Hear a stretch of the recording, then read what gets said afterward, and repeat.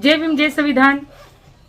तुम्हाला माहिती आहे आता जिकडे तिकडे उपवर्गीकरणाचं चालू आहे, खूप मोर्चे निघत आहे, खूप आंदोलन चालू आहे। त्याच संदर्भामध्ये तुम्हाला माहिती आहे की रात्री राजूभाऊ थाटे यांच्यावर प्राणघातक हमला झालेला आहे।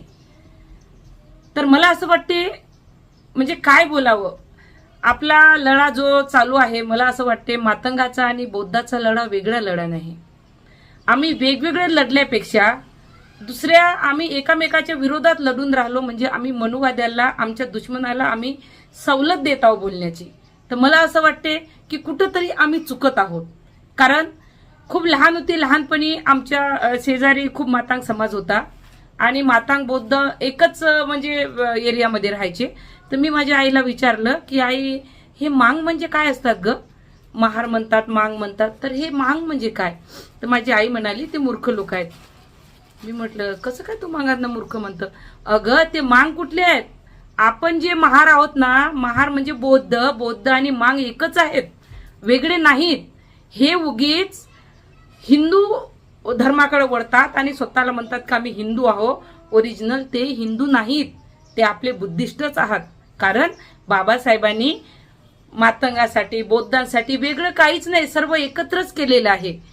पण आता जर आताचं सध्याचं वातावरण जर बघितलं तर आमचे दोन नेते येतात आणि कोण्या मनुवाद्यापासून ते पैसे घेतील आणि आपसामध्ये भांडण करून देतील आणि आम्ही त्यांना बळी पडत आहोत। तर मला असं वाटते की कुठेतरी आमचं चुकत आहे, कारण मातंग आणि बौद्ध एक मागून हमला करणारी औलाद नाही, हे पुढून हमला करणारी औलाद आहे। रात्री राजूभाऊ थाटेवर ज्यांनी प्राणघातक हमला केला 20-25 लोकांनी येऊन, मी गॅरंटीनं सांगते ते ओरिजिनल मातांग होऊच शकत नाहीत। कारण ओरिजिनल मांग, महार, मातांग आणि बौद्ध यांना चेतावणी देऊन लढण्याची आदत आहे। आजही मी सांगते कोण्या नेत्याला बळी पडू नका, आम्ही वेगळे नाही। कारण बाबासाहेबांनी जे आरक्षण दिलं त्या आरक्षणाचा काही मातांग लोक म्हणतात की यांचा बौद्धांनी फायदा घेतला।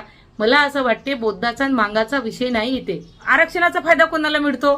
आरक्षणाचा फायदा शेतात जाऊन डवरे हाकलत बसन त्याला आरक्षणाचा फायदा मिळतो का? कोणी जाऊन तिकडे ढप वाजत बसन त्याला आरक्षणाचा फायदा मिळतो का? एखादी बाई कोणाकडे भांडे घासायला जाईल तिला आरक्षण मिळेल का? एखादा माणूस तिथं पिपडी वाजवायला जाईल, ढपडे वाजवायला जाईल, त्यांना आरक्षण मिळेल का? हा जातीचा विषय नाही, हा शिक्षणाचा विषय आहे। हे आरक्षण मातांगराव की बौद्धराव जो शिकन त्याला आरक्षण मिळेल आणि शिक्षणवाल्यांना आरक्षण मिळालं तर इथं जातीचा प्रश्न आला कुठे? मला असं वाटते आज हे जास्त शिकले उद्या ते जास्त शिकतील, आज बौद्धाचे शिकले उद्या मातंगाचे शिकतील। जागृत झालो पाहिजे, कारण आम्ही बाबासाहेबांची औलाद आहोत। आणि अण्णाभाऊ साठे, जय अण्णाभाऊ साठे म्हणा, जय लहुजी म्हणा, काय माहिती आहे रे तुम्हाला अण्णाभाऊ साठेच्या बाहेर? काय माहिती आहे तुम्हाला जय लहुजी? आम्ही महागाव करून उगीच ढिंडोरा मचवता। कारण अण्णाभाऊ साठेला जेवढं तुम्ही मानता तेवढं आम्हीही मानतो, बाबासाहेबाला जेवढं आम्ही मानतो तेवढा तुम्ही नाही, पूर्ण देश मानतो।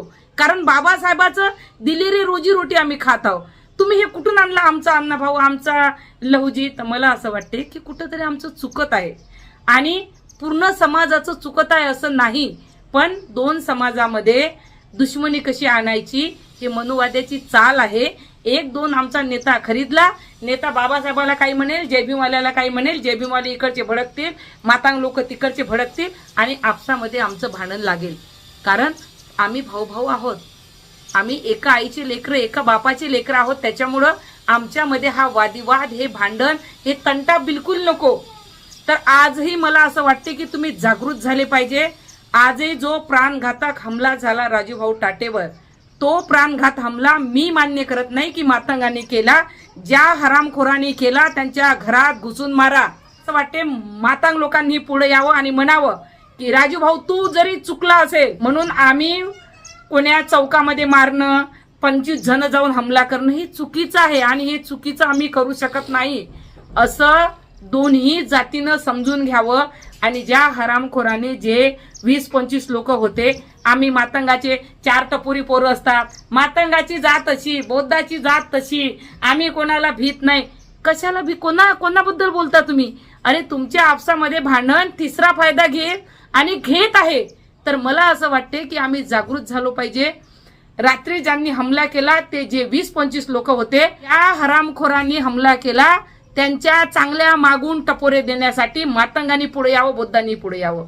म्हणून सर्व माझ्या मातंग समाजाला, बौद्ध समाजाला, दोन्ही समाजाला विनंती आहे की प्लीज आपसामध्ये भांडू नका, दुसऱ्याला जागा देऊ नका तुमचं आणखी भांडण लावून देण्यासाठी. तुम्हाला माहित आहे सिस्टम बिलकुल आमचं चांगलं चालत नाही.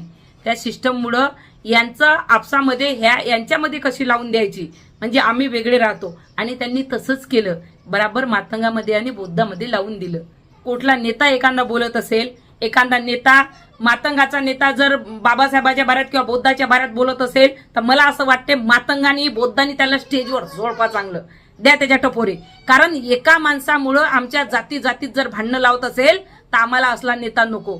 कुठला नेता असेल, कुठला कार्यकर्ता असेल, बुद्धाचा राहो की मातंगाचा राहो, कुठलाही कार्यकर्ता जर आपसामध्ये भांडण लावण्याचे प्रयत्न करत असेल तर मला असं वाटतं दोन्ही जातीनं त्याचा प्रतिकार करावा. अण्णाभाऊ साठे आमच्यापासून दूर नाही, तुमच्यापासून दूर नाही.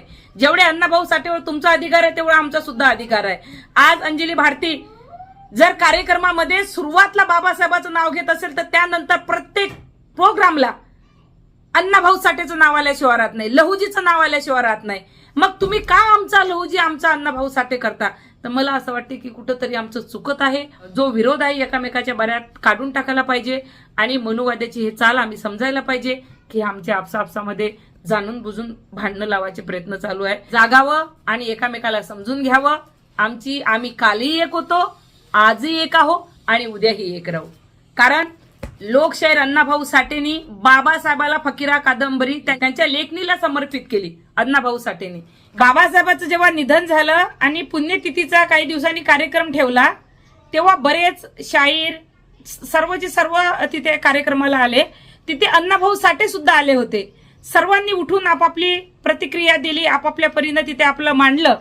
तेव्हा एका माणसाने अण्णाभाऊ साठेला विचारलं की अण्णा तुम्ही काही बोलणार नाहीत का? तेव्हा अण्णाभाऊ साठे उभे झाले आणि अण्णाभाऊ साठे बोलले, जग बदल घालून घाव माझं सांगून गेले भीमराव. म्हणजे विचार करा तुम्ही, अण्णाभाऊ साठे 1.5 दिवस शाळेत जाणारा व्यक्ती इतक्या मोठ्या कादंबऱ्या लिहितो, आणि बाबासाहेब बोलले शिकल तोच टिकल. तर शिकणं महत्वाचं आहे. आणि मी गॅरंटीनं सांगते, राजूभाऊ टाटेवर ज्यांनी रात्री ज्या मूर्ख लोकांनी हमला केला ते जर शिकलेले असते तर त्यांनी असा मूर्खपणा केला नसता, मागून हमला केला नसता. कारण जो शिकेल तो टिकेल, शिकलेला व्यक्ती असा मूर्खपणा करू शकत नाही. म्हणून मला असं वाटते दोन्ही समाजांनी जागृत व्हावं आणि मनुवाद्याच्या चालीला समजावं. जय भीम, जय संविधान.